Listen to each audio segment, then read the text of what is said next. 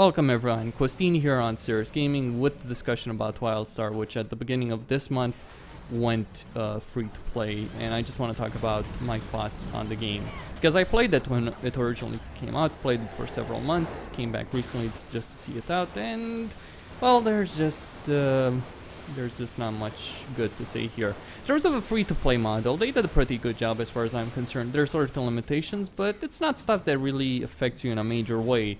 You've got access to all the zones, all the quests, all the areas, all the dungeons, all the raids, etc, etc. So the game is mostly accessible to you. You've also got access to mounts and all of that stuff, so no problems there. Like, I know some MMOs restrict mounts, you have to pay for them, but here that's not the case. So pretty good there on that particular level. No problems in terms of restricting professions or anything like that. If you do go for a subscription for the game, you are going to face you're gonna have some bonuses in terms of XP, rep, all that kind of stuff, but not really something that's important right now. It just reduces the grind, but you know, that's fine as I see it.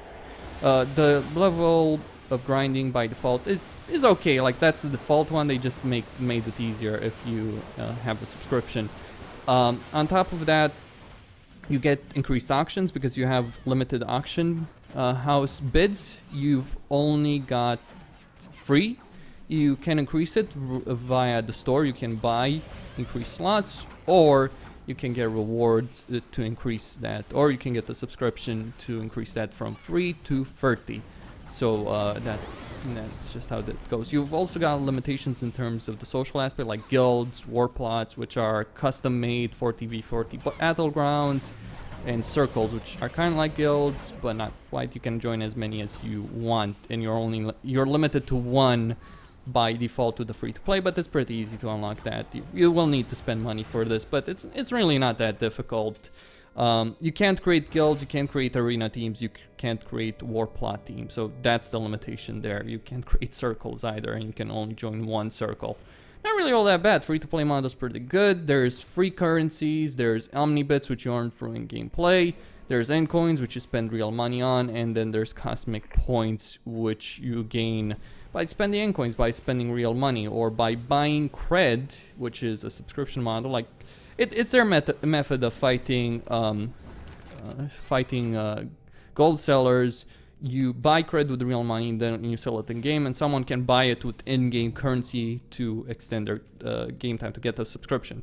You know, that the extend game time, that was the idea before, but now you can get the subscription and all the bonuses that through in-game play. You don't have to actually spend a dime to get that, and you get cosmic points. Now, cosmic point rewards give you a lot of all the social features and various bonuses. Basically, all the bonuses that you would get if you're subscribed, you can get them from cosmic points, or even if they're not quite on the same level, they're very close to it. Like, they're very close to that, and it's not that difficult.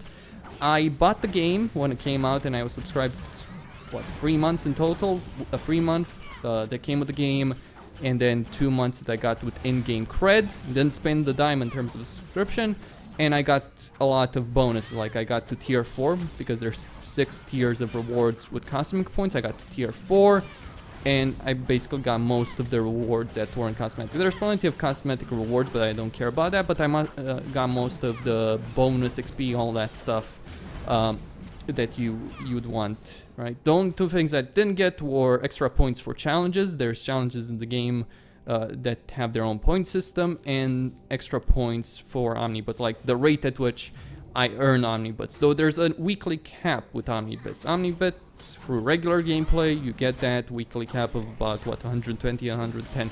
Anyway, endcoins, real money, reasonable rate, I guess you could say. Anyway, so that's the free-to-play model. You can increase auction house limits through items you can buy from the store. You can increase costume limit, decor, all that stuff, but not really something game-breaking. It's not pay to win by any stretch of the imagination. It's a fairly good system as I see it. In fact, I'd probably argue this is the best free-to-play system in any free-to-play game that I've seen. But that's mostly because this isn't a free-to-play game. It didn't start as a free-to-play game. It started as a subscription-based MMO, and now they're switching it to free-to-play model because the game has failed. And the game failed for several reasons. The main one is that outside of combat and outside of the dungeons and raids, on a gameplay level, the game sucks. On an artistic level, on a story level, on a questing level, on an open world level, the game is shit. Or mediocre. Like, on a technical level, it's mediocre in terms of technical graphics. But on a questing level, on a story level, artistic level, it's horrible. Just that. If you're trying to get into this game for any of that, then you're better off playing Guild Wars 2 or even WoW. I'd probably argue even WoW has a better story and better questing than this game. And that's really a big shame because the combat system is just so interesting and dungeons are really well done. Lots of challenge, lots of... the word I'm looking for here, or, well, not the word, but you have to constantly be on your toes. You have to constantly be active in these dungeons. You can't just sit there spamming your hotkeys. You have to be aware, you have to be moving, you have to avoid stuff, you have to interrupt stuff, and so on and so forth. So there's a lot of activity going on. It's not boring. I've been playing these dungeons since the game came out. Well, I didn't play them, since then till now, but I played them quite a bit, and they're still fun. They're still engaging. There's various challenge modes, gold, silver, bronze, all that. So it's really fun doing these dungeons, in my opinion. And it's really fun raiding in this game as well. I really enjoyed the raiding in this game when I was still doing that. But outside of that, you won't have it. Second reason why this game failed, by the way, and another problem is that they've had many bugs in the game since launch, and they fixed most of them, vast majority of them, but there's still some bugs, and there's been server issues, server lag. Like when they released the game free to play, there was horrible lag. They had to split servers in two, but that just, and they gave you free realm transfers between these two new servers, but that doesn't really fix the issue. They say they're working on it. I'm not quite sure if they fixed it fully. I didn't experience it as bad as other people, just something for others to be aware of. But that's fixable. The fundamental issues with the game, not so much, and those just aren't fixable. Look, I'll say it this much. I know a lot of MMOs are like Wildstar in terms of questing, open world, story, all that stuff. But that's just a bloody point. So many other MMOs are just so fucking terrible and mediocre. I'd say the World of Warcraft is the only great MMO on the market that offers you a good, solid experience on all levels. Guild Wars 2 has a solid open world experience, or at least had one, and had a solid leveling experience with a pretty decent combat system, but sucked in terms of the endgame, PvE endgame. Wildstar had a superb PvE endgame experience and a superb combat system, but sucked in virtually everything else. So that's the problem with so many MMOs. I hope that ArenaNet would actually team up with these guys and make something with raids and solid PvE content outside of raids and dungeons, but we'll have to wait and see what happens if there's a Guild Wars 3 on the horizon there. But Wildstar, is it worth playing? Not really. And finally, this is an issue. Finally, the final issue. Though this is not an issue necessarily with the game in itself, so that's why I wouldn't put it to the other two issues, or what Carbine did. But the third issue is that the game community is practically dead, and there's so many problems with servers. And there's a big one, with returning players like myself, in that we ended up on servers. We started on certain servers, and they merged servers, created mega servers, all that, then downsized those, eliminated some of them, and basically we ended up on servers that are practically dead.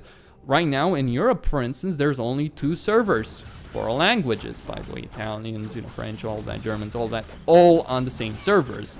The problem is that on the server I'm on, Lumini, the server I ended up, after they downsized everything, on Lumini, there's virtually no PvE endgame raiding. On Jabit, the PvE server, there's all the raiding there. Now you might think, oh, this makes sense. Not really. For a very long time in MMO history, a lot of people just played on PvP realms in terms of hardcore raiding guilds, and that's that's actually how Wildstar started. That they migrated on PvE servers. I'm not quite sure why they did that, on the PvE server, but basically the PvP server is dead. That's where I'm stuck, and there's no realm transfer. They eliminated that before the game went free to play. Just a couple of days before the game went free to play, actually 1 day, 2 days, they stopped having realm transfers. It was for free. You could transfer to any realm from any realm for free. And they removed that, and they said that in a couple of weeks they would introduce an item in the shop which would allow you to realm transfer with the character. But that's terrible. It's like, oh, so I have no guild, no one to really play with. The only thing I can do is do pugs in dungeons, right? And because I don't really need anything, by the way, I don't need any gear from the dungeons. I don't really need anything from anything else, so I'm stuck just doing stuff farming for Omni bits until you release that item. Then I'm gonna spend all my Omni bits or all my currency or spend real money, you know, on being able to transfer my character to another server to be able to raid. And that's if I find a guild with which I'm gonna be able to raid with. So exactly what kind of an incentive as a returning player do I have to stick with playing this game? There's little incentive, actually. I've lost my interest. They fucked this up. Like, basically a lot of returning players that ended up on dead servers are not gonna play the game. They're gonna log in and they're gonna see the situation and they're gonna find out that they're on dead servers and they're just gonna basically quit the game because they still haven't introduced that item. And you know, it's getting close to the fucking end of the month and they still haven't put that item in the game. Just a point there. So good free-to-play model, but they screwed over returning players, and the game itself is not good outside of the combat system, which is great, and dungeons and raids. Superb on the gameplay level, shit on everything else, basically. Costin here on Serious Gaming, signing out. Don't forget to subscribe and like the video.